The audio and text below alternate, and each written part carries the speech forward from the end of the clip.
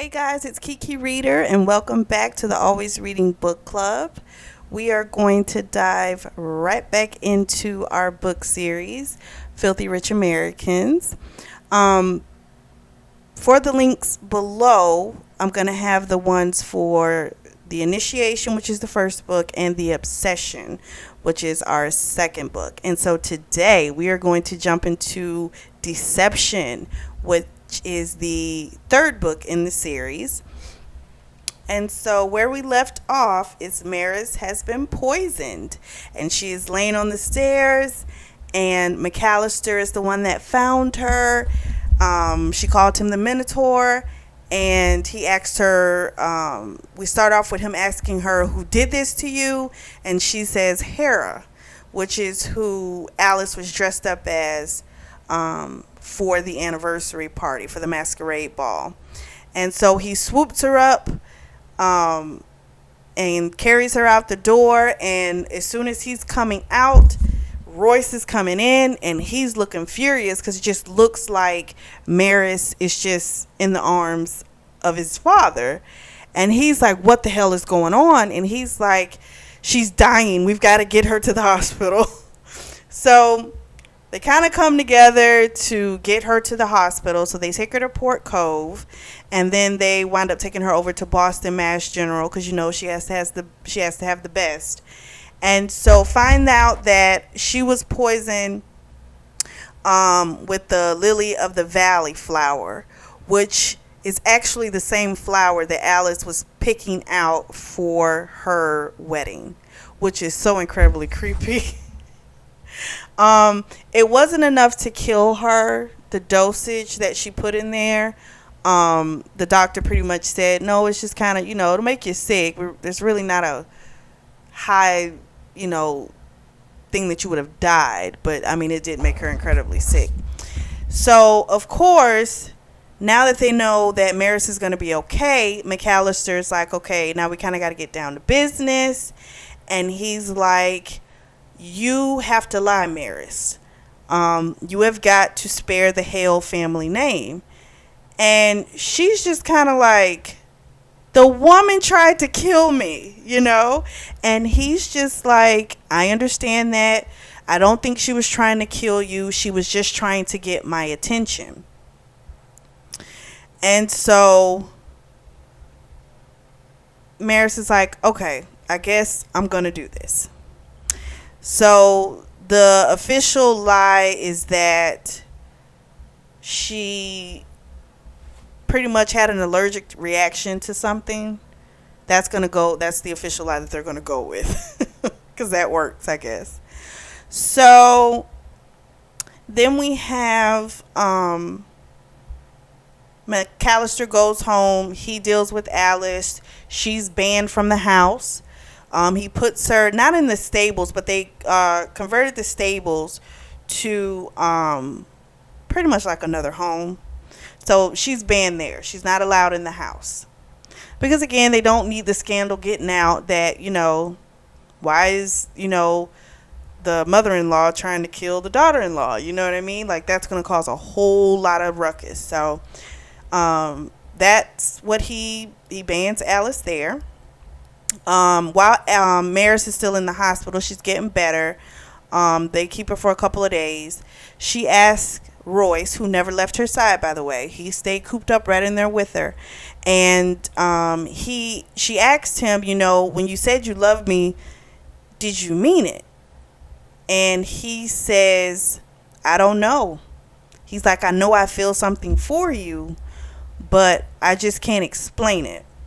And so basically, when they were at that party, when Sophia had walked up, that was when he had said it back to Maris that he loved her, but it was because someone was coming. So he apparently really didn't mean to say it. So she feels like he does love her, but he did explain to her that the reason he has a hard time saying that is because whatever he loves, he loses. His mom, so he has an issue with that. So he's really, he tries not to get attached. And that's basically why he is the way that he is. So he does feel something for her, but he says he just doesn't know what it is. And then he was, he also told her, listen, when I opened that door and I saw you in my dad's arms, I was just like, oh my God, like my dad has won. Like I've lost something else that I wanted. And so he was like, it freaked him out. So once Maris gets better, Royce takes her back home. He takes her to his room. And he's like, this is where you're going to stay from now on. Because if you remember in the last book, Maris had been sneaking out and going back into her own room. Because I guess she couldn't sleep in his room. She couldn't get comfortable. So after they would have sex, she would go back to her room. So he's like, okay, no, you're staying here. So then he starts to tell her the plan. I guess, hell, after the girl had almost died, I guess he says, I guess I need to give her a bone. So he tells her that he's been, he wants the sale of Ascension to go through because it's actually going to be a bad investment. So the company is opening up accounts in clients' names without them even knowing about it. They're opening up dummy accounts. And he knows all this information because his friend Tate Isaac works there. So he says, and corporate knows what's going on, but they look the other way because all they care about is making sure that stock price remains good. So basically, all they got to do is make a call to the SEC, and then the whole thing is supposed to blow up in McAllister's face. And then once that happens, Royce is going to call for a vote of no confidence with the board to get him kicked off. So Maris is just like, okay, cool. She keeps her mouth shut. She's not going to say anything. So then that night, Maris, of course, has a hard time sleeping in Royce's room because she can't get comfortable. So she thinks that maybe if she gets rid of the chess game that she has in her room, that maybe she'll just feel a little bit more at ease. So she takes it to the library where her and McAllister normally plays chess. And she winds up knocking all the pieces over because she's clumsy. So she knocks all the pieces over. But she can't help but notice how good that McAllister looks in loungewear. And so McAllister begins to tell her, about the fact that, he found Julia and she slipped away in his arms. And that was the same emotion and that feeling, that fear. That was what he felt when he, found Maris on the stairs. And so he tells Maris that he knows she loves him even though she can't admit it. And Maris is like, you're just delusional. And he lets her know that the last two women that told me that they hated me, I married them. And so that hushed her up a little bit. Then Maris and Royce, they basically fall into a routine of sex, sleep, and then she sneaks out of her room. And she goes into her own room to fall asleep.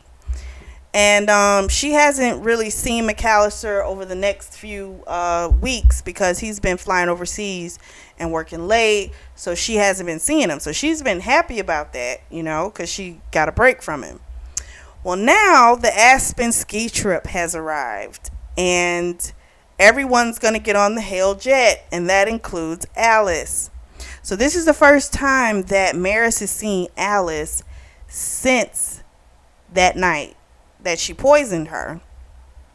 And then another surprise is that Royce's friend Tate that works at Ascension, he's also coming along on this trip.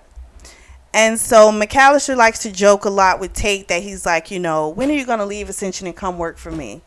And Tate's like, Ascension is good to me. He lives in New York City. He's living a good life. And so McAllister's just like, I'll get you. Don't worry about it. So then McAllister comes over and he asks Maris, can I speak with you? And of course, Royce jumps and he's like, no. And McAllister asks again to Maris. He's like, can I speak with you? And so Maris just lets him know, when I'm ready, then we can, have a conversation. No promises.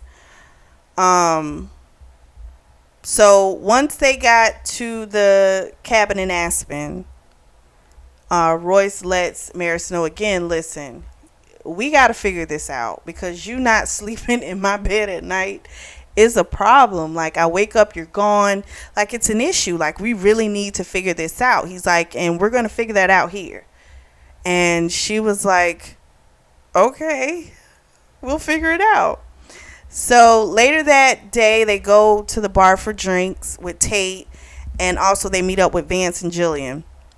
Jillian steps away to go get them some extra drinks, and Vance apologizes to Maris because he feels like it was his fault that Alice did that to her. And Maris is just kind of like, why do you think it's your fault? And he's like, well, she caught, when you guys were in the limo and you guys caught me and Jillian in the back, having sex. I'm sure that,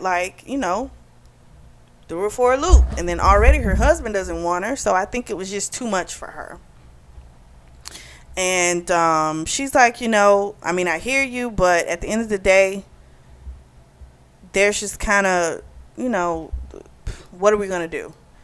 And he says his reason for doing it also was because he wanted to see what Alice felt for him. So it sounds like Vance kind of has feelings for Alice, but he can't gauge what she feels. And so he was trying to push her buttons to try and see what kind of reaction she would get. And yeah, that was a crazy reaction. So when they come back from the bar, Royce and Maris are on the couch, and he goes down on her. And while he's going down on her, she looks up and she sees McAllister in the shadows. And she doesn't say anything. So she's thinking she's going to have this mind control, like she's doing something to McAllister, and he totally flips it on her. So she starts to moan loud, and she starts to try and make him jealous. And instead, McAllister just reaches into his trousers and he just starts rubbing his shaft. And she didn't know what to do, because she should be appalled, but this is an attractive man, and so she's turned on. But it's like she can't admit that, And so finally, she comes or whatever, and Royce comes up, and by the time Royce comes up, McAllister's gone. And of course, she didn't say anything to Royce about, his dad watching. So then the next day they go, they have Thanksgiving dinner, and Maris's parents have come up. Emily stayed home. So her parents are there. And I'm like, they were going to figure out a way to get to that ski trip. Because that mom was pissed off she couldn't go to that. So after the dinner, Maris goes to the bathroom, and here comes McAllister when she goes to walk out, and he pushes her back into the bathroom, covers her mouth, and tells her that she's going to stay behind tomorrow and allow Alice a chance to apologize correctly. And then he does a little sexual thing with her. And I can't believe she opened her mouth. But he told her to open her mouth, and he sticks his long finger in it, mimicking giving a blowjob. And it turns her on, to her dismay. And she agrees to the meeting. So the next day, she came up with a excuse to Royce and was like, no, I'm just going to stay home. Because she didn't want to learn how to, it's not skateboard, it's skiing. What is it called? It's whatever the name of that is. She didn't want to do it. She just, her thing is she preferred to read anyway. But it was also because she has a whole other commitment that she needs to stay there for. So McAllister lets her know he has another deal for her. and that if she lets Alice give her a complete apology and watch her get reprimanded, he will leave her alone.